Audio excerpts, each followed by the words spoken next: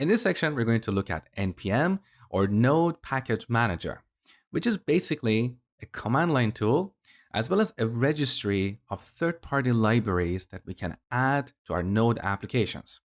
So for pretty much any kind of functionality that you want to add to your application, there is most likely a free open source library or package or node module, whatever you want to call it, on NPM registry. So if you head over to npmjs.com, this is the homepage for NPM. And what you see here is different depending on whether you're logged in or not. So here I'm not logged in. You can see some basic marketing text.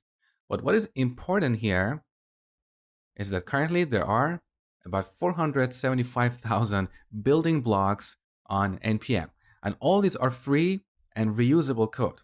So you can easily add these building blocks to your application. Also, if you have an idea for a node module, if you have an idea for a functionality that you want to share with others, you can create your own node modules and publish them on NPM. Now, the way we add these node modules to our applications is via a command line tool that is also called NPM or Node Package Manager. So the first thing I want you to do is open up the terminal and run npm-v.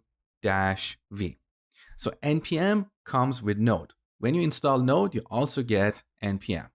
Now let's see the version of npm I'm running on this machine.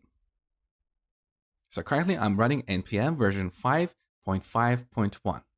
Now, interestingly, if you run node-v, you can see the version of Node is different from the version of npm because these two programs are developed independently.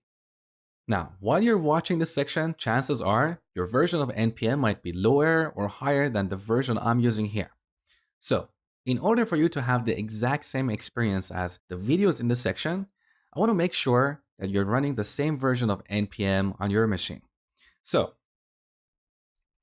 let me show you how to install npm version 5.5.1.